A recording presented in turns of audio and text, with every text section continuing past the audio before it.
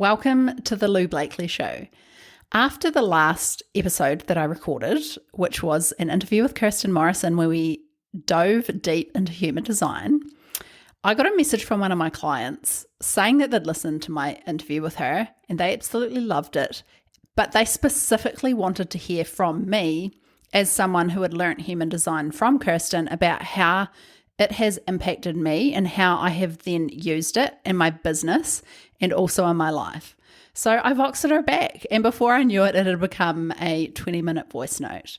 And at that point, I thought this is a great podcast episode, so I've added it into the schedule. I hope you enjoy it, so stay tuned to hear all about how human design has impacted me and my business. Welcome to the Lou Blakely Show. You're in the right place if you're a service provider who is ready to transition into a more freedom-based business model with digital products. In this podcast, I share with you a unique combination of launch strategy, energetics, and mindset to create true, long-lasting success. It's time to ditch the burnout for good, create the business that you truly want, and share it with the world. Let's get started.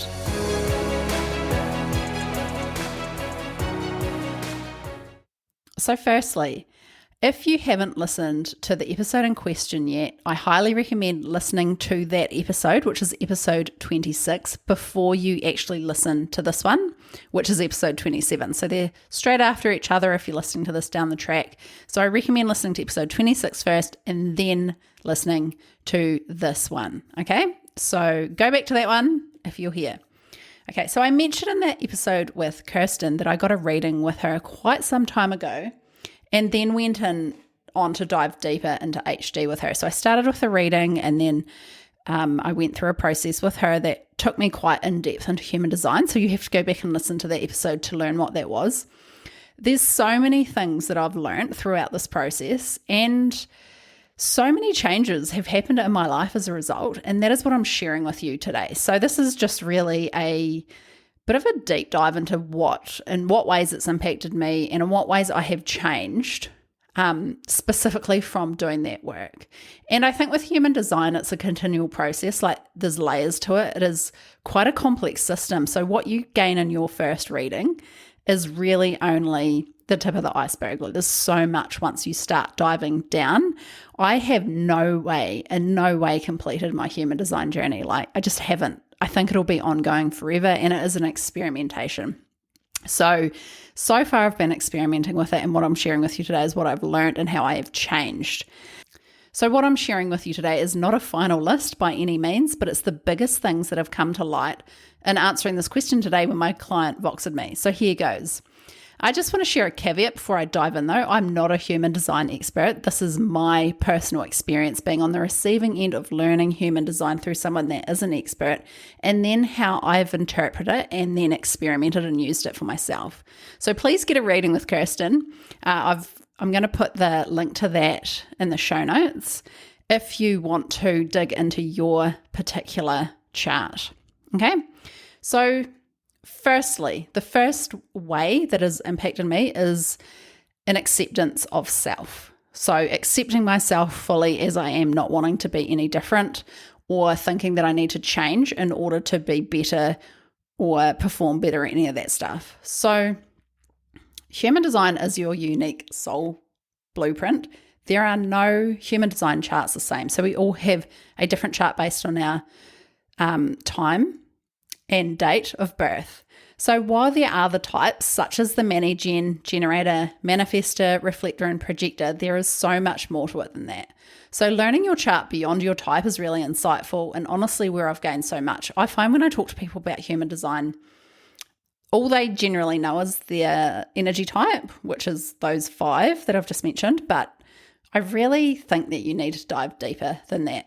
So as Kirsten says, human design gives you the big permission slip to live life on your terms, true to you, like completely true to you.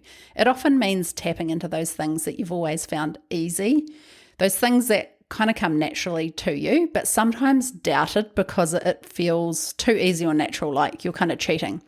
However, that may be my experience because I'm aligned too, so I'm going to dig into that in a little bit. It also, human design gives you the permission slip to stop listening to the external world so much and really go inwards when you need to tap into what it is that you want. So you're literally ditching like the shoulds of the world, which is something that I have found extremely powerful. And that is one of the most powerful things I've experienced, no doubt, is that I have ditched the shoulds. But it comes with a warning. Once you tap into this, once you really experiment with stopping listening to the shoulds and the conditioning of society, you can't ever go back. Like, there is no going back. You cannot go into a situation after living this way of living, and then you can't put yourself in an environment that is so out of alignment for you and tolerate it. Like, you just can't. And believe me, I have tried a few times, and you just say, no way. Like, this is not how I'm operating. This is not for me. And human design has given me that unapologetic ability to do that and know that there's always going to be something better for me than being forced into something that I don't want to do. So that's massive. Your life will be changed forever once you tap into that. You'll never be able to push yourself through something that is so out of alignment for you. It will bring out your inner rebel. For those of you who really understand that rebellion, it's just innately part of who they are, then I see you, because I can so relate to that myself.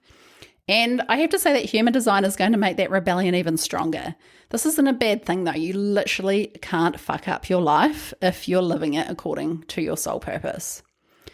The next way that human design has impacted me is it has allowed me to embrace the manifesting generator in me. So Kirsten calls us many gens the cosmic hummingbirds. So we're meant to have multiple things going on and be moving from one thing to the next. So we're meant to have like multiple tabs open, as she likes to put it. And often in the business world, we're told this is not the way to be. So being multi-passionate is bad. So we're told we should focus on one thing and do it right before we move on to the next thing. But the thing is, many gens are meant to be like this. And it's often that type of ADHD brain where we find it hard to concentrate or focus on one thing because we're not really meant to be focused on one thing. But on the flip side of that, because obviously this is a bit of a struggle, it can feel like a struggle to be a many gen and live like that and be going from one thing to the next, because you often don't finish things. It's frustrating for ourselves, right? So what I've also learned is that we don't need to necessarily move from thing to thing in our business. And this is something that I've had to work through myself. So here's another way to look at it that I kind of evolved into myself. So our business is one part of our life. So instead of making it hard to make that progress because we're constantly switching from one thing to the other, I've found that it's easier to have hobbies that light me up. In this way, we can have multiple tabs open, but they're not all involved with our business. Like, anyway, our business shouldn't be our whole life, right? The other thing with many gens is that we can actually bring our many passions and amalgamate them into one business or one office. So it doesn't need to be like working on a project and then jumping to another one or another one, another one. It could mean bringing multiple interests and amalgamating them into one office. So it could be like the intersection between like mindset and business strategy or something like that. Whatever, like maybe you've got multiple things going on that you really love and you have equal passion for all of them. Can you bring them together and create an offering out of that?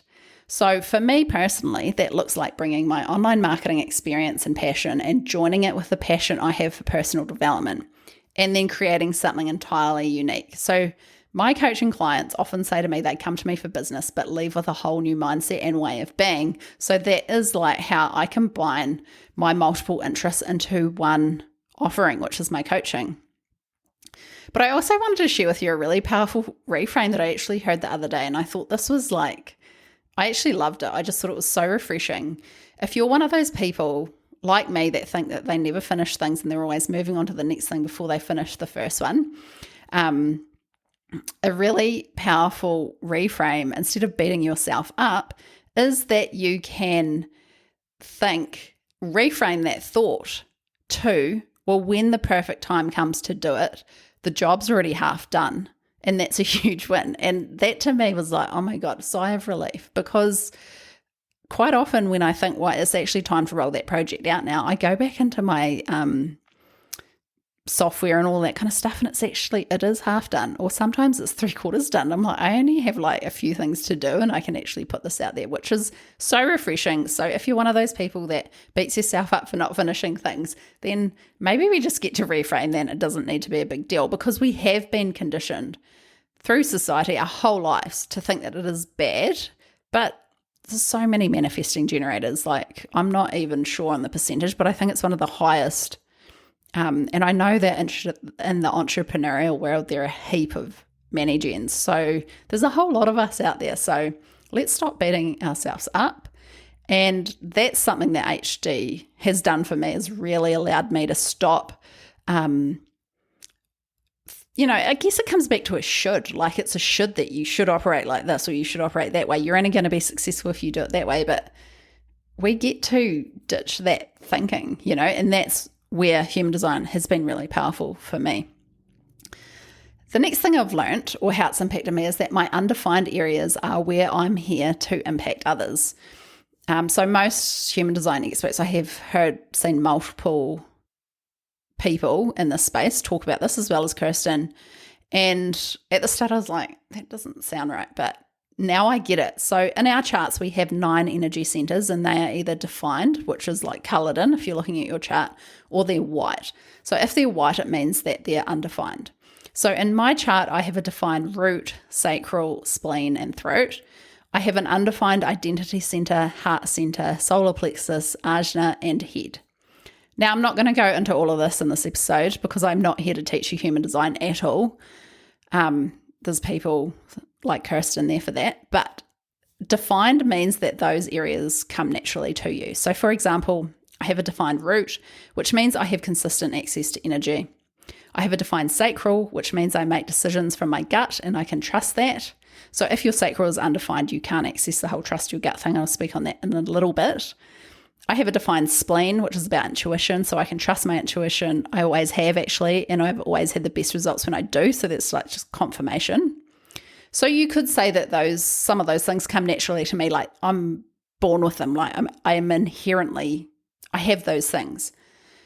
But where I've had to learn the most, learn the hardest lessons, have the most shitty experiences, and do the most work around deconditioning and rewiring beliefs is in those undefined centers, like the identity center. I'm going to speak in a little bit, I think it's the next point, about how I'm a 2/4 profile, and how I've also always felt like the real clash between those two my whole life, really.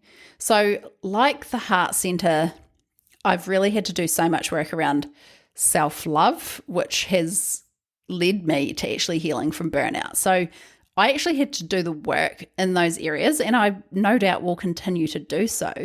So things like self-love, working on that kind of thing, identity center, like I think with the identity center being open, you can get impacted quite a lot by other people's opinions, and you can find that even your own opinion can move and shift quite a lot, and that's really annoying. But just realizing and accepting and doing the work around that you are actually allowed to change your mind, that kind of thing, like that's the work I've had to do.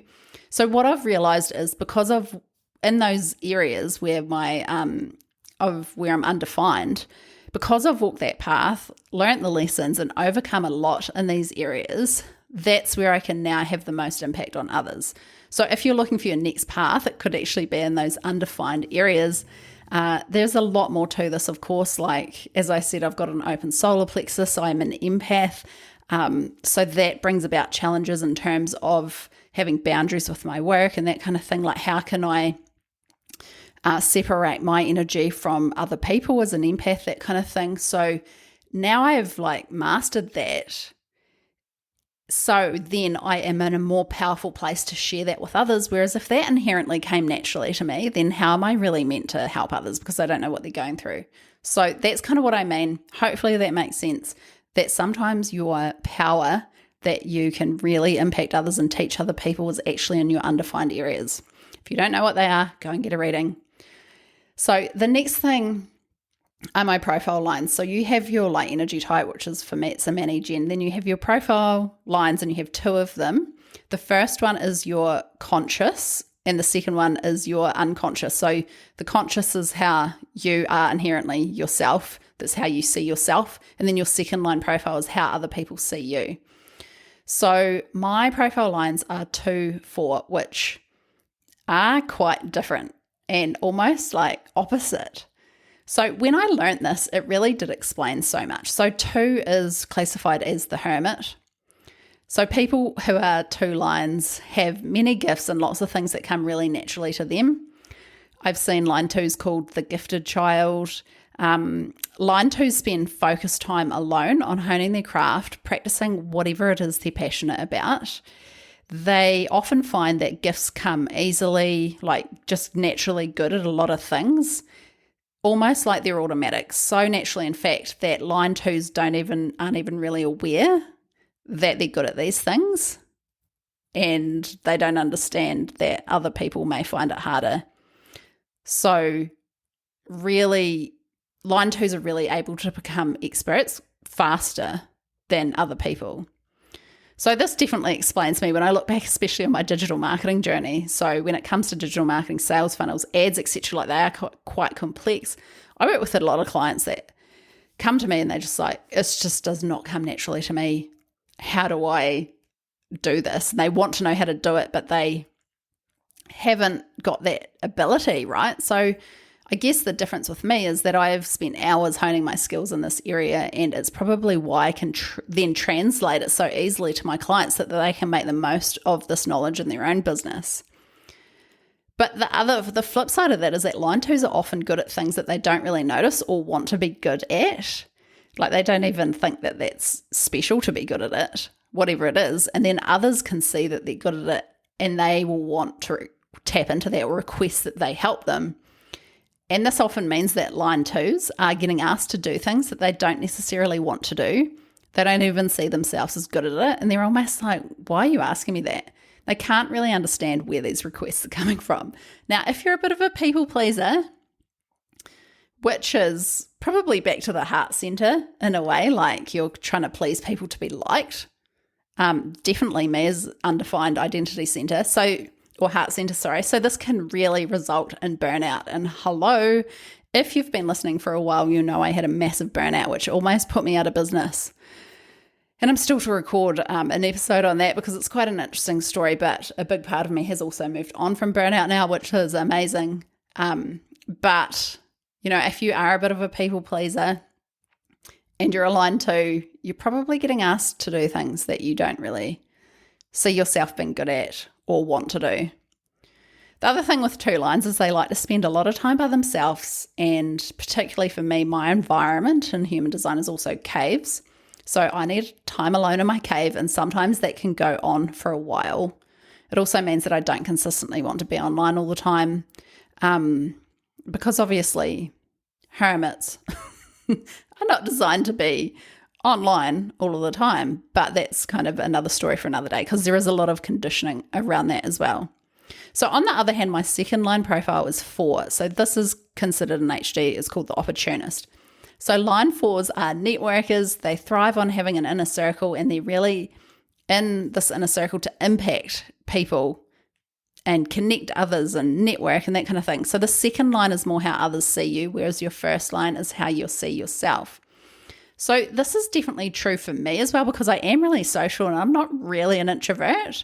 Even though I love to spend time by myself, I'm actually an ambivert, which is kind of in between the two, introvert and extrovert. So you can see like 2 and 4 as the profile lines, they they contrast, right? So the 2 is a hermit and then the 4 is like super social. And this really always tripped me up. Like, how can this be true? How can I have such opposite personalities? And I felt like they were almost like 2 opposing forces. Like one part of me who really wanted deep alone time and the other who wants to be very, very social. So how does that work? And I always felt frustration like my whole life. Like I was always kind of bouncing between these 2. And I also feel like it's hard for people to really gauge or predict where I'd be at because of that. So when I found out this as part of my human design chart, and, I think the profile lines are quite a major part of your profile as well. it really explained so much, and it also just gave me permission to just go with it, just ride that wave. So I will go through hermit phases, and then I will be very social for a while, and then I'll feel like I really need to go back into a hermit phase. So just having that awareness and allowing it and allowing the waves between the two has been massive for me.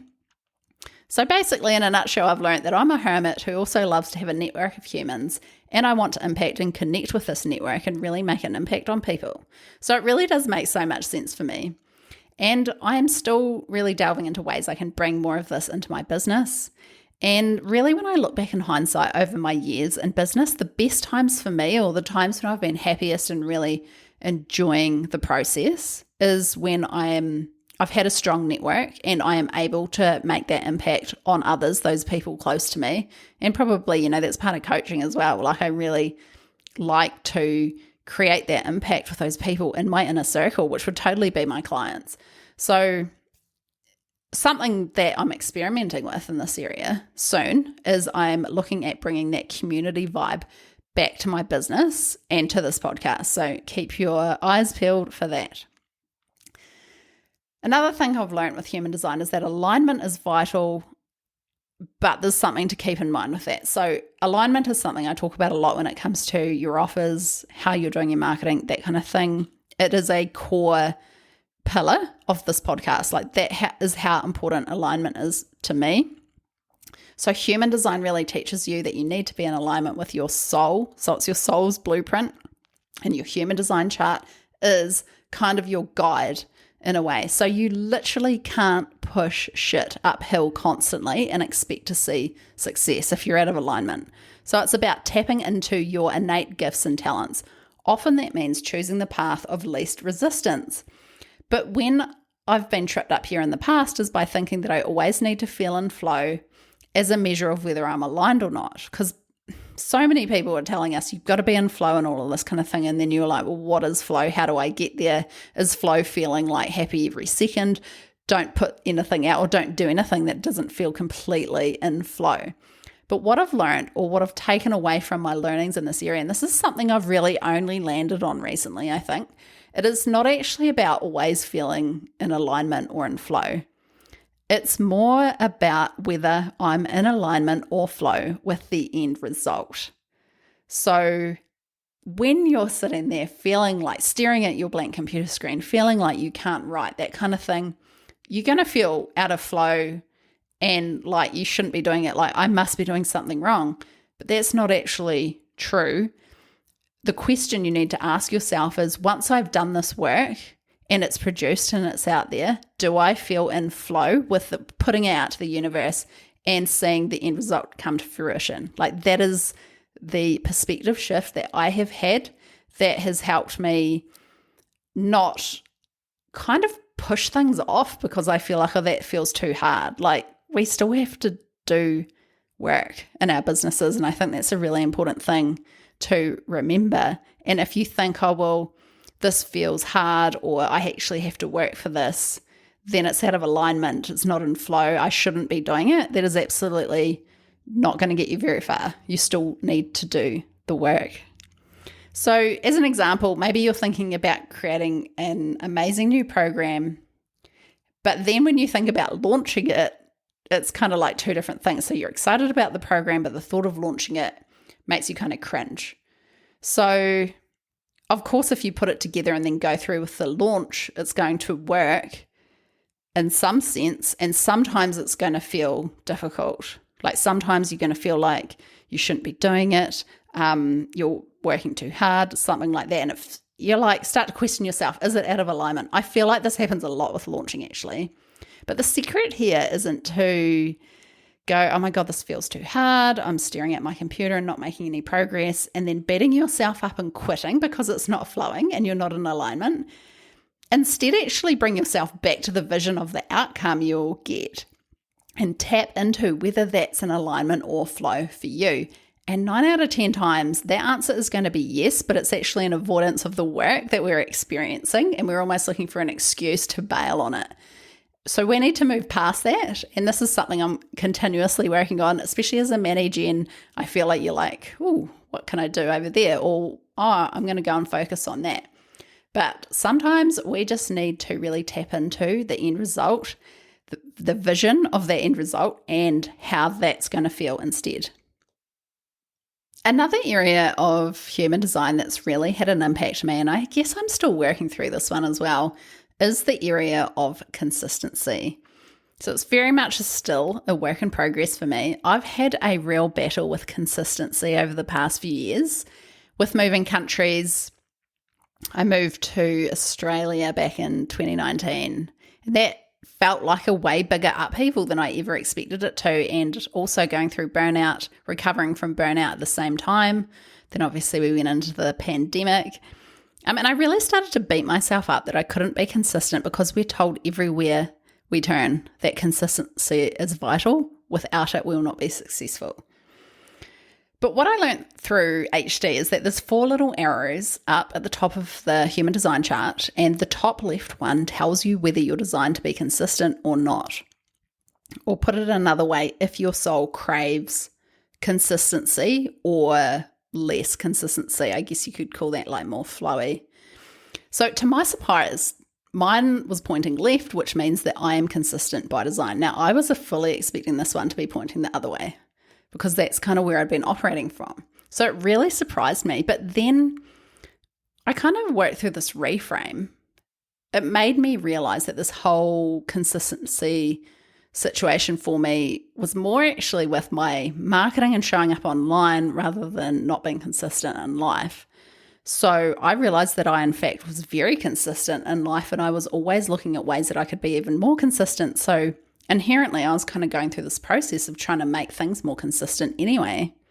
So I realized I like to follow a similar routine from day to day, but it's definitely not rigid. I don't like a rigid routine, but I like to do the same things on repeat. And I actually think most of us are doing that. I repeat a lot of the same actions over and over again. I am resilient because I'm still here in this online business world 10 years old, and that shows extreme consistency. Yet here I was beating myself up so much about not being consistent at posting on social media or sending emails or recording podcasts every single week. Like, if you've been listening, you know that I'm not like consistently bringing out podcasts on the same day every week. That's an example, just one part of it, right? So what I realized is that this is more of a struggle with consistency in a particular area, yet I know so many people who beat themselves up over this like I was. So I kind of changed the point of view that I had on my perspective on it. I realized that it's not that I can't be consistent, because I'm very consistent in certain areas. It was that I have some inner work to do on showing up consistently in the places that I wasn't. So I have had some experiences that burnt me in these areas, such as burnout, which has created some blocks on what consistency in my marketing means, that kind of, having that fear around suddenly being back in that hustle mentality and burning out again. Like, that has been very real for me. So I started to learn that it's not that I'm not consistent. It's just that there's been some experiences that have then created conditioning that I need to do some work on. And that's something I'm actually working on at the moment. I'm currently working with another coach to rewire some neural pathways in the way I show up in my marketing. And that's something that I will share later once I've moved through that process. And I think it's quite common as well to have the issues with being consistent in our businesses, because who knows what the story is for you. For me, it's been, if I do that, then I'm going to be in hustle mode again, and then I'm going to burn out. So of course I'm going to be scared of that, right? So that is what I'm working on with a coach at the moment. And yeah, I can't wait to share the outcome of that, because I'm really excited about it. So moving on, the next thing that human design is really, the impact that it's had on me is that in terms of trusting my gut. So I mentioned before that I've got a defined sacral, as do all many gens and generators. So this really is a superpower, I think.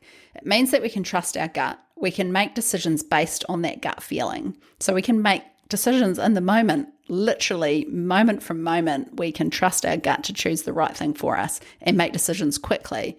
Whereas other authority types might be emotional, for example, and have to go through that lengthy process to make a decision. They have to go through a whole emotional wave to get to the right decision. So a great example of this is that I recently bought a house at auction, only having viewed it half an hour before. So we had to make a really quick decision. And luckily my partner is also a manifesting generator. And then, so we looked at the house, had a quick convo, like, do we like it? Should we register for the auction? Are we going to bid? And we quickly made that decision based on our gut. Like, we had nothing else to go on. We hadn't done any due diligence. Like, we'd literally viewed it for the first time half an hour earlier and had a really good look through the house. So we bid it in the auction and won. So it was crazy, but it also absolutely felt like the right decision. Now, this was a 7-figure investment. So this is probably the biggest example of this in action that I personally have ever experienced in terms of price point, right? But we've been looking for months and we know exactly what we wanted. We've written our list of our must-haves and our nice-to-haves, and this house actually had everything plus so many features we hadn't even thought of. So that made the decision-making process a lot easier. So you can say there's a bit of manifestation rolling into this one as well. So you might be wondering, have we had any regrets or wondered if we made the right decision?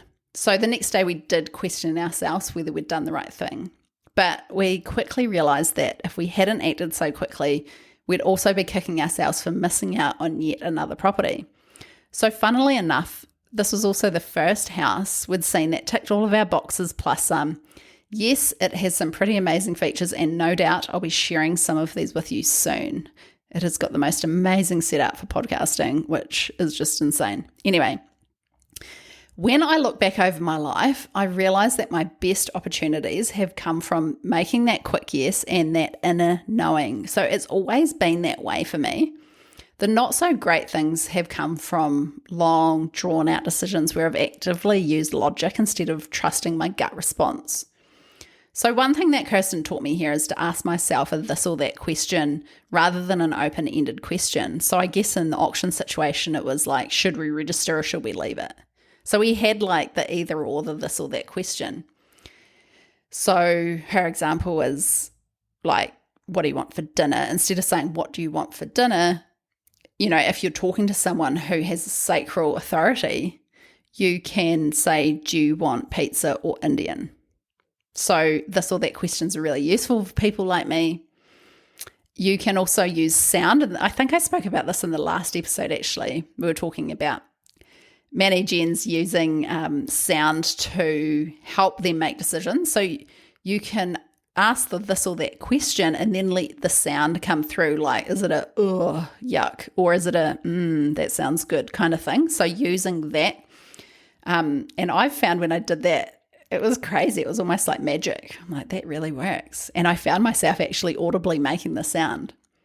So, you know, that's where another way that human design has really been confirmation to me that the way that I have been operating already naturally my whole life is actually the right way for me. Because sometimes I would hear people saying, you know, trusting your gut is the worst decision or the worst way to operate. You should really be looking at things logically and working through kind of thing. And then I'd be questioning myself like, okay, well, shouldn't I trust that side of myself? I have an undefined identity center. So that is always like that self-questioning based on other people's opinions or you shoulds, you know. So I guess human design has just confirmed to me in that way that trusting my gut is absolutely the right strategy for me. And now I'm able to tap into that so much faster. I'm able to make decisions so much faster. And I think decisiveness is such a powerful energy. So that is huge. Now, I'm just having a wee look to see how many more we've got to go. I think this is the last one. So, and this is so funny actually that I'm even recording this episode based on someone asking me a question. So a big thing that I've learned from human design is that I'm here to respond to life. So sacral beings like myself, all Manny Gens and generators, are really here on this earth to respond to life, and this means responding to what lights us up. So we're not here to do stuff that we don't want to do for someone else. So if you're an entrepreneur, and if you're listening to this, I have no doubt that you are, you really want to tread your own path and live in a way that works for you. So human design just confirmed this for me. I'm not here to spend hours at my desk. I'm here to have variety and really experience so many different things because I'm a Gen. And, naturally I've always been that way. So all of this human design stuff is just confirmation, really. I'm here to travel, to meet amazing people, to visit amazing places, to live a really great lifestyle. Like, these are the things that light me up and have always lit me up. Yet sometimes I've been told that that's not normal, or you're just being unrealistic, that kind of thing. So I have learned that part of my design is to really be guided by my desires and act on them rather than doing what others tell us we should be doing, or what's realistic, what's not, that kind of thing. And for me, one big thing was learning that I actually respond. And you might be wondering what that means. So I know that a lot of Gens and generators struggle with this. I have had clients asking me about this as well. So it definitely took me a while to get my head around it too, but I think I'm there now. So I am going to share what's worked for me in terms of how I best respond. So being in response means that if I'm in alignment, I won't act until I have something to respond to. But for a manifester, like Kirsten's a manifester, that means she's an initiator. That means she's designed to initiate something big, something new, and offer it out to the world, and everyone can come along for the ride. So she's initiating, and then she's kind of inviting people to join her for the ride.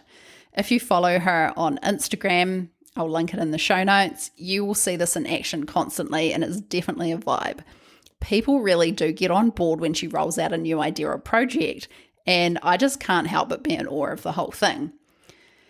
But being in response, which is my way of operating, can feel hard because you're like, well, I've got to wait until someone asks me to do something before it's in alignment. So that's what I initially thought, because that's kind of how it gets explained. Like, you should wait for the invitation and then you respond to the invitation, and that's when you know you're in alignment. But you're like, well, how can I ever be in response? How can I ever build a business or make any progress? Because, if you're just starting up in business, you're in the startup phase and no one knows who you are, then you're not going to get invited to much. So does that mean that I'm just not meant to have a business? I have heard people actually say that. So what I've realized is that we don't actually have to wait for the invitation, just sit there and wait in order to respond to it. We can go out and create the invitation. So as sacral beings, we are meant to be out there living life on our terms in ways that light us up. So we need to put ourselves in those situations that light us up, that then create the inspiration or the invitation. So that might mean that if I'm feeling uninspired and unsure, I'm not going to sit at my desk staring at my computer waiting for an invitation. It means I'm going to have a beach day. It means I'm going to take my laptop to the cafe and eat some delicious breakfast with coffee and really get inspired by my surroundings. It means I'm going to put on my sneakers and go for a walk instead of sitting at my computer, because if I'm sitting at my computer, I don't have anything to respond to. Whereas if I get out and I go and do things, change my environment, see things that are different, then it's going to give me the inspiration. I'm then responding to the inspiration. So the invitation does not have to be literally like, I want you to do this from another human being. It can be inspiration as well. So that has been massive. So I always know that when I'm feeling in that energetic funk, I need to get myself in a new situation. And then once we put ourselves in those environments that light us up, we'll have plenty to respond to, because it's actually inspiration that we're responding to, not a literal invitation. So this was a huge reframe that has really helped me massively. And there is obviously a powerful energy for us responders and actually being asked to do things as well. So you can look at ways of how you can integrate that more into your business. So it could be building a community where you get asked questions a lot. It could be having conversations with your followers and, kind of saying, I'm available. Do you have any questions you can ask me? It could be offering Q&A sessions inside all of your programs. It could be moving more towards coaching than just teaching if you're not coaching already, or even if you're done for you, moving more into that coaching mentoring so that you can tap into that response energy more. Just note that it doesn't mean saying yes and responding to every request. I don't think that's what this is about, and it's also a recipe for burnout. It's just about creating opportunities for inspiration that you can respond to always in alignment for you and works in with other aspects of your chart, which is ultimately knowing yourself, right? So even though you're a responder, there's still other parts of the chart that are important as well. And actually, at the start with human design, I used to try and put it in silos. Like, I'm meant to respond, I should have said yes or whatever. That's not the case at all. Like, there is very, like, it's a well-rounded approach. It's holistic. There are so many different parts of our chart, and it's not all, as I said at the start, it's different for every single person. So it is a process of uncovering new layers, experimenting, and if you can, always working towards what is in alignment for you. So this podcast is actually a perfect example of my responder energy in action.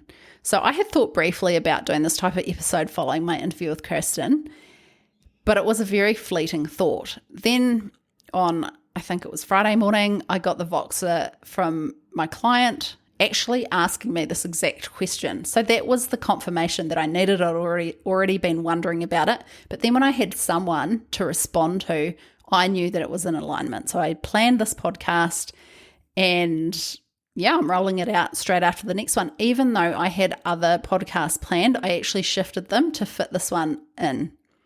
So the funny thing is, like, you'll notice now that I've been talking for well over half an hour, so this is actually my longest solo episode yet.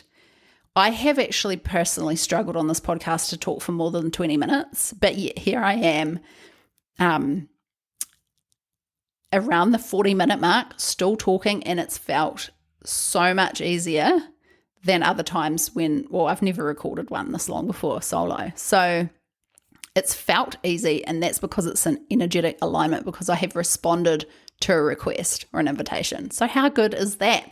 So really it's about finding out the way that your design operates and then integrating that part in your business. In order to do that, you really need to start to understand your own chart, because they're all different.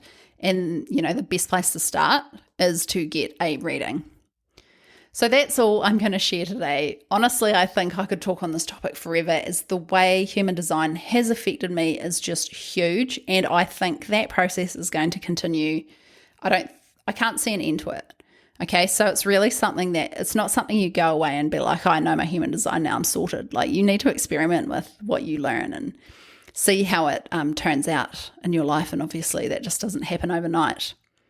So I'm really moving into a phase right now where I'm really going to start experimenting with this more in my business. I feel like I've experimented with in my personal life a lot, but now it's time to move this into business.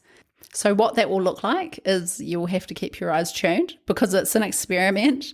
And I think I've only just realized recently that there's still ways that I can experiment with HD in my business. And I'm really excited to see what unfolds over the next little while. So I hope you enjoyed this episode today. If you're still listening, I'm so happy that you've listened to the end. If you enjoyed it, I'd love it if you could share it with your friends.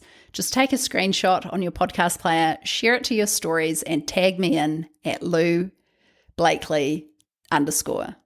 I love to see that this podcast is reaching people, so it would really make my day. Thanks, course creators and go-getters. You're incredible, and I hope you enjoyed today's episode. If you haven't done so already, make sure you hit subscribe in your podcast app so you don't miss an episode. If you'd like to find out more about what I offer, head across to loublakely.com. See you next time.